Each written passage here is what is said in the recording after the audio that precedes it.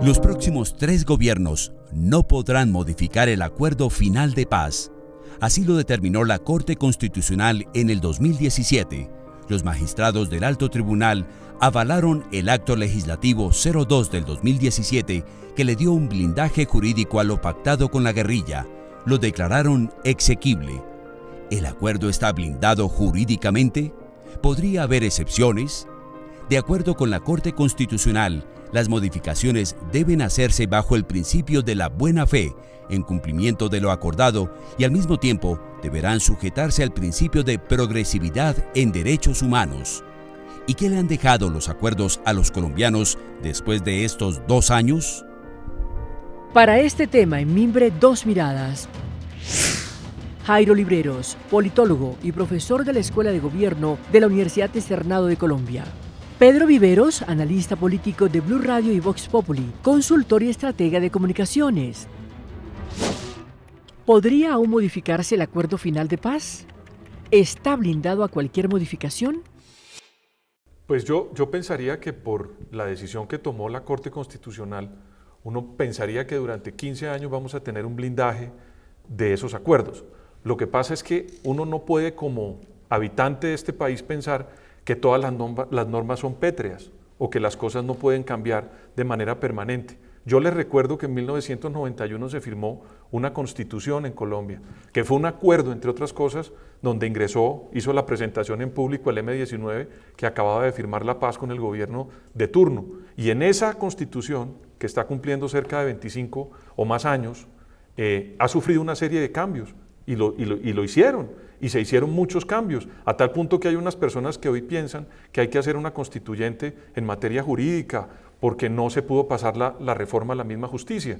De tal suerte que uno no puede pensar que porque la ley o la norma o la constitución, la Corte Constitucional, que es una corte política, define que tiene que durar y respetarse durante 15 años. Por supuesto, a mí no me gustaría que se cambiaran, pero si en el traspaso de esos 15 años o en el paso de esos 15 años se evidencia que hay que hacer unos cambios, los colombianos tenemos que aportar para que esos cambios pues sean mejor del propio acuerdo. Lo que no podemos hacer es pretender no darle garantías a los firmantes de ese acuerdo para que ellos sientan que tienen la necesidad de excluirse o de reaccionar contra los acuerdos. Pero por supuesto, sí puede haber cambios. A mí no me gustaría que los hubiera, pero tampoco podemos ser tan taxativos de definir que no se puede hacer.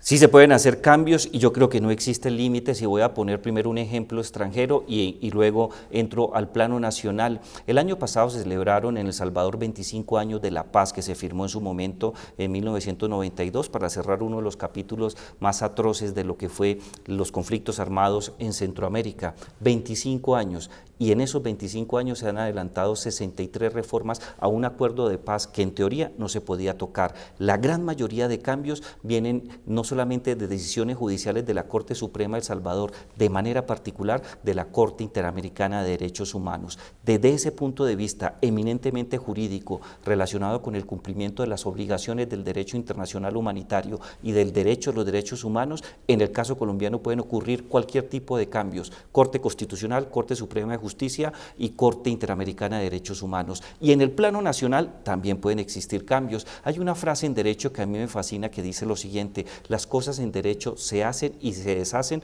de la misma manera. Una ley puede cambiar no solamente el periodo de los 15 años, sino algunos elementos que quizás en el mejor de los planos pueden beneficiar mucho más lo que se acordó en su momento en La Habana y que se suscribió en el Pacto del Teatro Colón. Pero también yo creo que hay que ser realistas sobre muchas particularidades. Las sociedades van cambiando, van evolucionando y si encontramos mecanismos que nos permitan que el proceso de paz y de manera particular la esencia del proceso de paz tenga mejores resultados, yo creo que el Congreso de la República no tiene las manos atadas con estándares diferentes al derecho internacional de los derechos humanos. Mire, algo que vale la pena decir y va en consonancia a lo que dice Jairo, es que esta sociedad cambió sustancialmente. Yo asisto a muchos eventos y muchas opiniones que dan expertos. Y en Colombia la gente, por ejemplo, sostiene que por qué durante los primeros 100 días del gobierno del presidente Iván Duque no se resolvieron todos los problemas del país por el arte del birle-birloque. Pues resulta que estas personas tienen que entender que cuando el país se manejaba de una manera, había unos partidos mayoritarios. Sí. aquí había el Partido Conservador y el Liberal, se sentaban los jefes políticos y definían una agenda a 4 años y esa agenda se respetaba y se hacían acuerdos. Los medios de comunicación en Colombia, había 2 canales de televisión que eran los más importantes. Hoy en día los canales de televisión son una historia y la gente que está, cada uno con su canal, caminando por la calle, por medio de los teléfonos inteligentes, tiene una forma de opinar diferente. Esto para decirles que si la sociedad cambió y el derecho cambia, pues las sociedades tienen que cambiar. Las propias FARC, ojo con esto, las propias FARC pueden definir que quieren hacer unos ajustes al acuerdo. Claro. Y nadie le puede decir que no. Si ellos quieren hacerlo, hay que oírlos y uno puede pretender, no puede pretender decir que no lo puedan hacer e impedírselos. Ellos también pueden hacerlo porque hacen parte del acuerdo. Esto es un poco para decir que si las sociedades van cambiando de la manera como lo estamos describiendo, pues nosotros tenemos que respetar esos cambios y ajustarnos. Porque a mí no me gustaría que me educaran a mis hijos con las mismas reglas como me educaron a mí.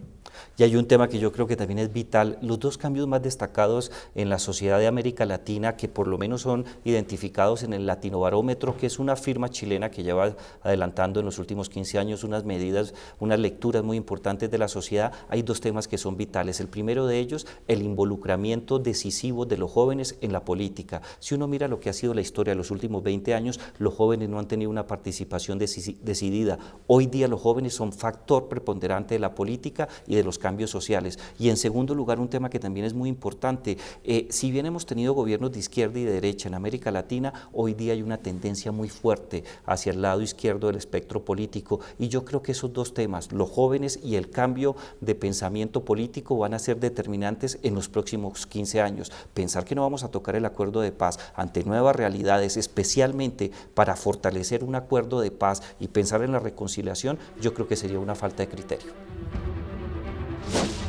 ¿Ustedes qué modificarían del acuerdo? Yo no modificaría, digamos, la posibilidad que las FARC hagan política.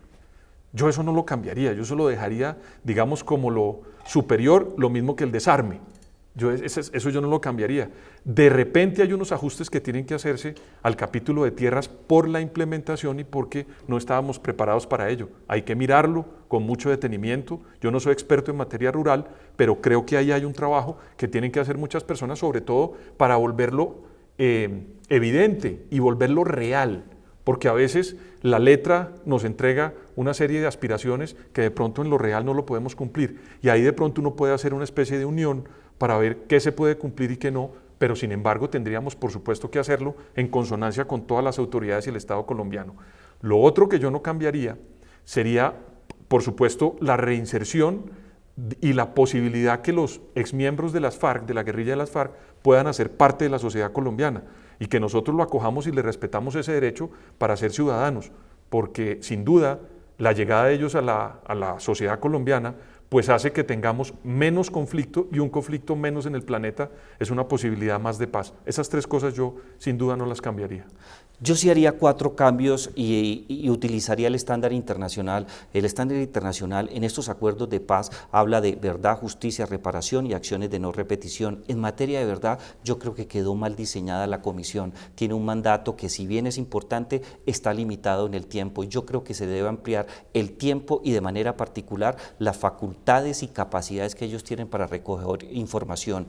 En el segundo estándar, que está relacionado con la justicia, fortalecería mucho más la autonomía de la Jurisdicción Especial para la Paz. Hay sectores en Colombia que consideran que esto es un adefesio y creo que en eso se equivocan. La Justicia Especial para la Paz nos puede garantizar una mejor transición y soñar con una sociedad completamente diferente. En el otro punto, que también es muy importante y está relacionado con el tema de las acciones de no repetición, a mí me hubiera gustado ver una reforma mucho más profunda y una capacidad de reflexión mayor en el tema de la reincorporación de muchos excombatientes. En algunas experiencias de Asia, de África e igualmente en Centroamérica, se estudió la posibilidad de tener a los excombatientes, especialmente a los soldados rasos, dentro del Estado colombiano, porque eso generaba una mayor capacidad de control. La gran mayoría de experiencias de crecimiento de disidencias es porque el Estado no tuvo la capacidad de tener control sobre estas personas, de protegerlas de una mejor manera y de manera particular evitar que otro tipo de personas se pudieran meter en los ámbitos de reclutamiento.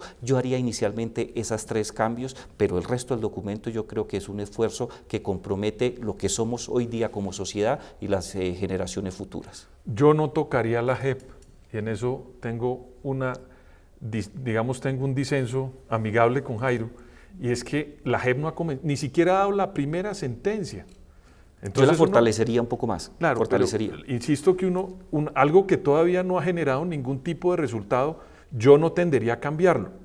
Hoy en día en este país todo el mundo quiere tumbar ministros y cambiar ministros, y un gobierno lleva 100 días y ya quieren acabar con todo el mundo. Y la JEP no ha tenido un primer resultado y ya queremos acabarla. Entre otras cosas, es muy importante entender lo siguiente, o yo por lo menos leo en los diarios de comunicación de amplia circulación y por las redes, que quienes más se someten a la JEP son aquellos que más han criticado el acuerdo de paz. Uno encuentra que hay una cantidad de personas de todo el espectro político que están recurriendo a la Justicia Especial para la Paz, que es una justicia transicional, en un país que tiene una crisis de justicia gigantesca. Estamos experimentando un camino que podemos entre todos encontrar la verdad, la justicia y la reparación por medio de aquellos que se sometan y digan la verdad. Si no la dicen, pues entran otra vez a la justicia regular. Es que reflexionemos un poco y hagamos las cosas con calma, porque por mucho madrugar, no se amanece más temprano. Y la JEP no ha entregado una sola sentencia hasta el momento. Y ya hay una cantidad de gente que quiere destruirla. Experimentemos un poquito con este camino de la justicia transicional, a ver cómo nos va. Y si hay que hacer los ajustes, hagámoslo después de que opere, pero no antes, diría yo. Yo le ajustaría 2 cosas que me parece que son vitales y que impiden el buen funcionamiento de la JEP. El primero de ellos es que tiene que ser una justicia que esté por encima en estos campos del resto de jurisdicciones. El tema de la incomodidad de tramitar por la vía ordinaria y luego llevarlo a la vía transicional, creo que ha limitado la capacidad de acción, y eso se puede reformar fortaleciéndola en el Congreso. ¿Ven ustedes al presidente Iván Duque comprometido con la implementación? A mí no me cabe la menor duda. Él lo prometió en la campaña, dijo que iba a respetar los acuerdos. Por supuesto, uno cuando está en el ejercicio del gobierno ve otras cosas. Es que aquí hay una frase de un famoso político norteamericano que dice: la campaña se hace en poesía y uno gobierna en prosa. Entonces uno en una campaña electoral dice una cantidad de cosas y cuando llega al ejercicio del poder pues se encuentra con una realidad. Hoy en día yo siento que el presidente Iván Duque está comprometido con la implementación.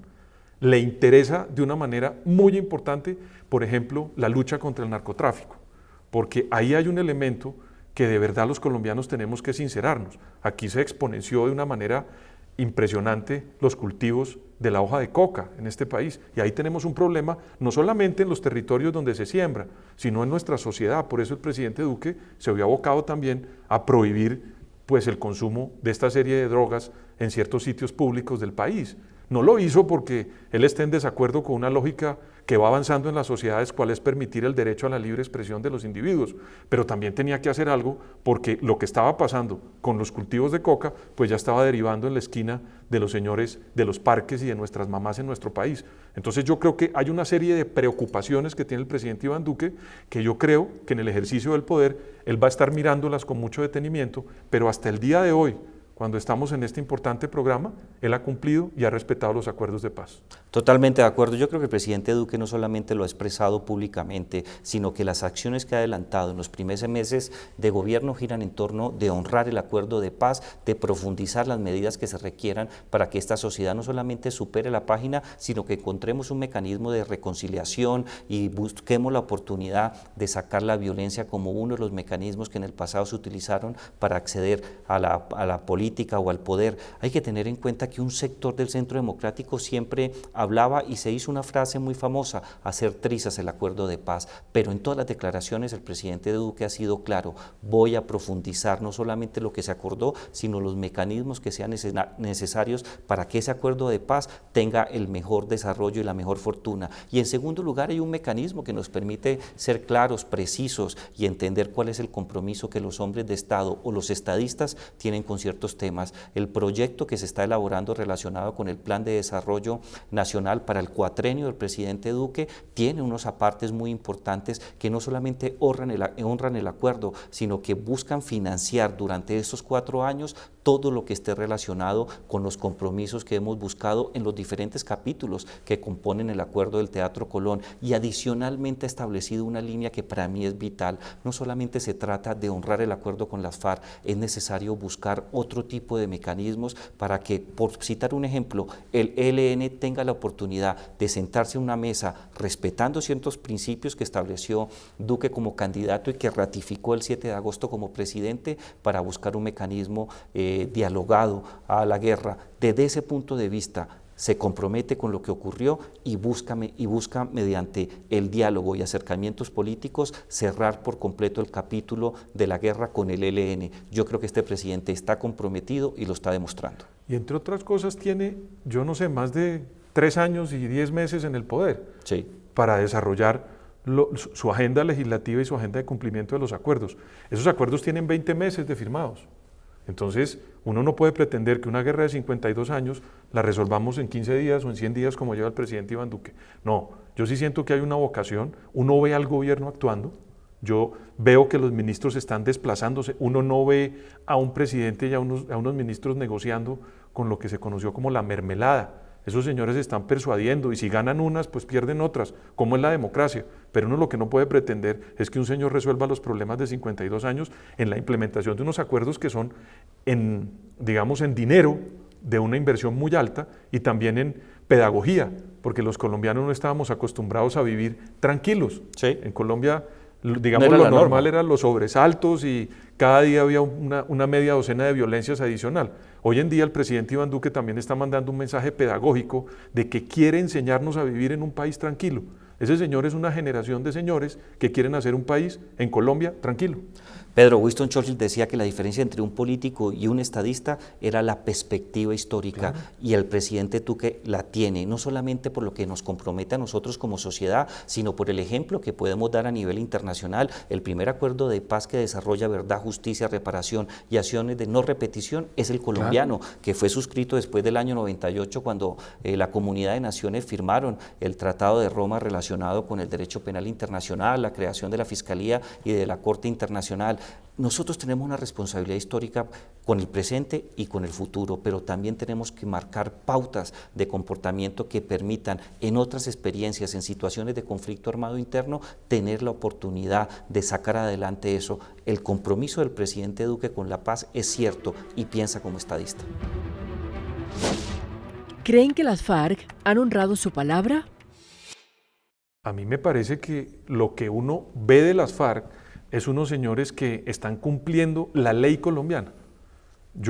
Cuando hay un señor que lo saca como el señor Santrich, pues la ley dice que tienen que reemplazarlo por otro y lo están cumpliendo. Sí. Yo no veo que estos señores siempre están asistiendo al Congreso de manera puntual. Son unos señores que uno los ve aportando en las plenarias. Son unos señores que no andan con rifles, están aceptando la vigilancia del Estado, la seguridad del Estado. No son, digamos, estridentes en sus opiniones. Uno no ve a los señores de las FARC haciendo, digamos, acusaciones desmedidas o posiciones, digamos, altisonantes en el actuar de la vida diaria de la política colombiana. Ellos están cumpliendo, están aprendiendo, porque es importante que todos sepamos que ellos lo que hacían eran un grupo armado ilegal, que lo que hacía era atacar de manera violenta e ilegal, y hoy en día lo que están haciendo es conformando y haciendo parte de unos consensos políticos donde ellos no habían vivido 52 años. Entonces uno los ve juiciosos, estudiando, haciendo su tarea, y yo creo que están cumpliendo. Ahora, eso no quiere decir que en el momento en el que ellos hagan alguna acción descompuesta, pues el Estado tiene que actuar de manera conveniente, porque ellos tienen que cumplirlo, pero también tienen la necesidad de demostrar que son buenos haciendo política, porque este país se vio abocado a un conflicto de 52 años, donde todos los colombianos vimos este conflicto de una manera diferente, pero todos estábamos abocados al mismo. Hoy en día queremos ver propuestas de las FARC. Hay que ver cuáles son las ideas que ellos plantean en el Congreso. Vamos a ver el día que le den la posibilidad de hacer oposición abierta dentro del Congreso, cómo lo van a hacer. Que entre otras cosas, gracias a ese acuerdo, está la ley de oposición en Colombia, sí. Que no existía, en Colombia no había ley de oposición. Hoy hay un candidato perdedor que está en el Congreso y la vicepresidenta en la Cámara y se ocupan las mesas directivas con la oposición. Pero los colombianos también deberían exigirle a las FARC que propongan, que hagan unas propuestas y nos pongan a debatir. ¿no? Eso también sería muy importante. Pedro, cuando yo era muy joven me volví aficionado al boxeo. No entré a practicar el deporte, pero sí disfrutaba mucho de los espectáculos relacionados con ello. Y hay una frase que en política es muy importante: comparar a los candidatos o a quienes se enfrentan libra por libra. Si uno compara al gobierno colombiano y compara a las FARC, ha cumplido mucho más los acuerdos las FARC. Claro. La pregunta que uno se hace ¿es delicado lo que no ha cumplido la FARC? Y yo creo que no. La FARC ha demostrado no solamente el compromiso y la voluntad política para firmar los acuerdos, sino para seguir adelante tal cual como lo dijo Pedro, pero de manera especial yo quiero resaltar que ellos siguen firmes en este propósito. ¿Existen problemas? Claro que sí. Yo creo que no hay una experiencia internacional de la suscripción de un acuerdo de paz en donde alguna de las partes muestre cierto recelo, rechazo o inconformidad frente a las formas en las cuales se saca adelante los compromisos, pero la FARC cumple, tiene la capacidad y la vocación de mantenerse en política. ¿Existen algunas disidencias? Claro que sí, puede ser un error de arquitectura o circunstancias ajenas. En otras experiencias internacionales no ha existido la figura del narcotráfico, y el narcotráfico creo que ha sido un motor de discordia, de problemas y de graves situaciones que terminan por afectarnos, ¿no? Y que se mantiene. Está ahí. Está ahí. Entonces, desde ese punto de vista, Pedro, yo creo que no es problema de las FARC, es problema del entorno que tenemos que solucionar. Y otro punto muy importante, yo veo en las diferentes manifestaciones públicas, en foros, en mitines y una cantidad de actividades proselitistas, cómo gente que piensa como la FARC se vincula con mayor tranquilidad, y mientras que mantengamos abierta la posibilidad que los miembros de lo que conocimos en el pasado como FARC, hoy día un partido político, puedan expresar libremente sus ideas, este acuerdo va a gozar de muy buena salud. Y ojalá, si ellos están viendo este programa, acepten un consejo desde el punto de vista de comunicaciones. Quítenle ese nombre FARC a ese partido. Sí. Eso no lo digo de la manera más desobligante, sino que cada vez que se menciona la sigla FARC es muy difícil pronunciar el Frente Alternativo Revolucionario del Común, porque la mayoría de las personas siempre lo relacionan con lo que pasó cuando eran las Fuerzas Armadas Revolucionarias de Colombia. Ojalá que la denominación fuera otra, porque ya estando en la política activa, la confusión en la opinión pública es muy fuerte. Esto es un consejo de un simple ciudadano que quiere aportarle para que no la relacionen tanto con el pasado, sino que le den un espacio hacia el futuro. Y yo firmo esa recomendación y traigo otro elemento, Pedro, que es importante sobre ese particular. El concepto, la sigla FARC, es sinónimo de violencia, claro, de violencia desmedida, de crímenes de guerra, de delitos de lesa humanidad y una cantidad de cargas negativas. Si uno mirara desde el punto de vista de la óptica, de la reparación y de las acciones de no repetición, yo creo que el nombre de ese partido político no es constitucional, afecta el derecho internacional de los derechos humanos. Yo creo que en esto faltó tino por parte de las FARC. O que lo hagan ahora, que lo cambien. Que están en la democracia y están en el Congreso de la República de cara a unas elecciones. Digamos, uno pensaría que ellos dijeron, vamos a mantener el nombre durante el acuerdo, la negociación y la implementación, pero cuando vamos a hacer política podrían pensar en reformularlo. Es un consejo simple de un ciudadano común. 2 años del acuerdo de paz, lo positivo y lo negativo. A mí me parece negativo el deseo de muchos colombianos para que el acuerdo de paz salga mal.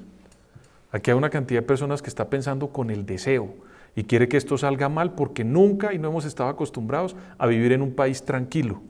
Los colombianos nos tocó vivir en un país tranquilo. Yo recuerdo mucho que a veces a uno le dicen, le va a pasar tal cosa y le pasa y uno no cree. ¿Sí? Pues nos pasó. Esta vez nos tocó vivir tranquilos. Tenemos que aprender entre todos. Eso me pareció feo. 2 cosas positivas.